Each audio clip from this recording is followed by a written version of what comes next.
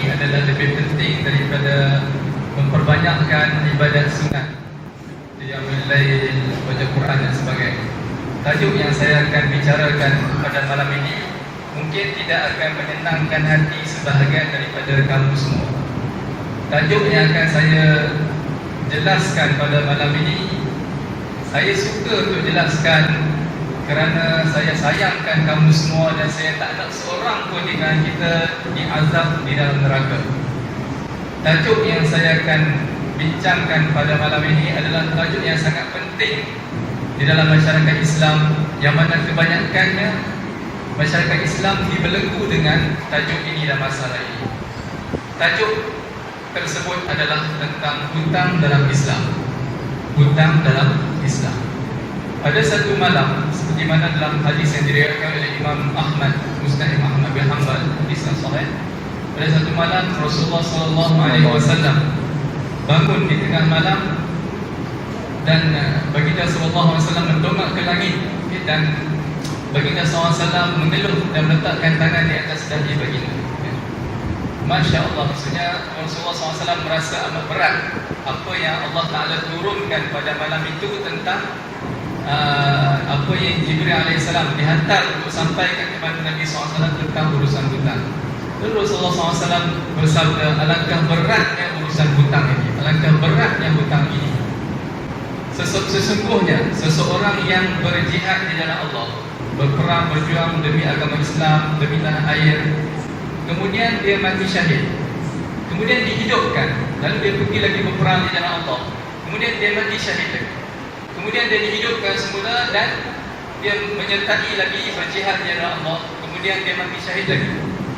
Tiba-tiba ada hutang di atas tengkuknya yang tidak dilangsaikan, maka pasti sesungguhnya dia akan diazab dalam neraka dan kekal selagi hutangnya tidak dilangsaikan.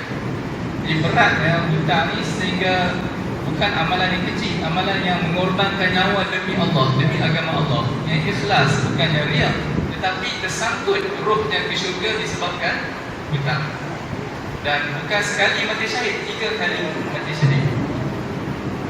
Baik, hadis yang kedua ialah hadis dalam Sahih Bukhari.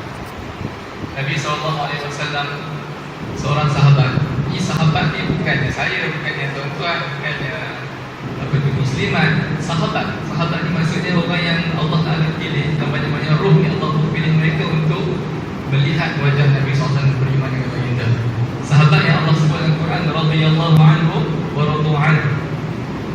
Dia meninggal dunia, kemudian Rasulullah SAW dimaklumkan dia meninggal dan para sahabat minta untuk Nabi SAW solatkan jenazahnya. Lalu Rasulullah SAW tanya, hal alaihi bidai, adakah dia ada berhutang? Lalu ahli keluarga dia kata ada 2 dinar. Lalu Nabi SAW kata, sallu ala sahibikum, kan? Kamu semayang sendiri atas kawan kamu, tak nak semayang. Lalu Rasulullah minta juga Nabi SAW supaya tolong, kan, semayang atasnya, sebab solat jenazah adalah doa yang terakhir dan doa Nabi SAW amat penting, kan? Lalu Nabi SAW kata, adakah dia tinggalkan wasiat untuk ahli keluarga dia tolong langsaikan? Dia tak tinggalkan wasiat. Jadi Nabi SAW kata, siapa pun tak akan tolong langsaikan hutangnya, kan, ahli keluarga dia. Lalu mereka diam. Lalu Nabi SAW kata, kamu semayang sendiri, kan? Sehinggalah seorang sahabat nama Abu Qatadah angkat tangan, dia kata, wahai Rasulullah, tolong semayang ke atas jenazah dia, aku jamin, aku yang akan jamin membayar hutang. Bukan banyak, 2 dinar, bukan RM1,000, bukan RM1,000,000, 2 dinar saja. Nabi SAW enggan solat ke atas dia. Lalu bila Abu Qatadah sanggup jadi tolong bayar hutang dia, tolong jamin untuk bayar hutang dia, Nabi SAW pun solat. Tapi Abu Qatadah ni dia ingat 2 dinar saja. 2 dinar kata juga RM10, RM10 buat sangat, kan? Lalu dia tangguhkan untuk bayar hutang selama 2 hari. Dia ingat remeh, kan? RM2 dan RM10 kata lebih kurang. Lalu selepas 2 hari baru dia bayar hutang. Lalu Nabi SAW berkata, sekarang baru sejuk kulit dia daripada azab kubur, baru sejuk. Nama 2 hari dia dipanggang dalam azab kubur. Jadi beratnya hutang di Islam. Kita nak cakap tu, kita cuma membuat memori dalam doa, kan? saya kata yang ketiga, perkara yang penting dengan sampaikan, apabila kita dibenarkan berhutang dalam syarak, dan orang yang bagi hutang ni pahala dia sangat besar, lebih besar daripada pahala sedekah.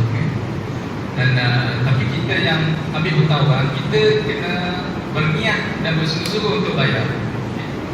Sekiranya kita susah, jadi Allah izinkan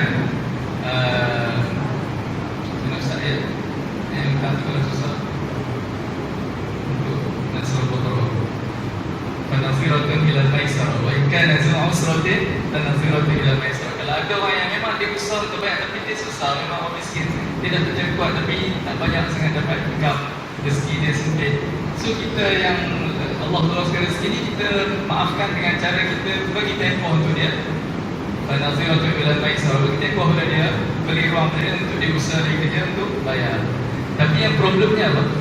Problemnya ialah orang yang dia ambil hutang orang dan dia kaya dan dia rezeki dia luas, tapi dia sengaja tak nak bayar. Dia boleh tukar kereta baru, dia boleh pergi melancong, dia boleh buka kedai dan sebagainya, tapi dia tak nak bayar hutang orang. Ini yang bahaya. Ini yang bahaya. Dan kita lihat disebabkan hutang adik-beradik bergaduh, disebabkan hutang sahabat handai bergaduh, kan? Apa tu, putus silaturahim. Jadi hutang ni amat besar. Dan kita wajib usaha untuk membayar hutang, dan kita kena menggunakan apa tu, kita tak, selagi kita dalam hutang, mesti kita kena berusaha untuk menyimpan untuk membayar hutang tersebut, dan kita tidak boleh anggap benda ni ringan, benda ni ringan. Kerana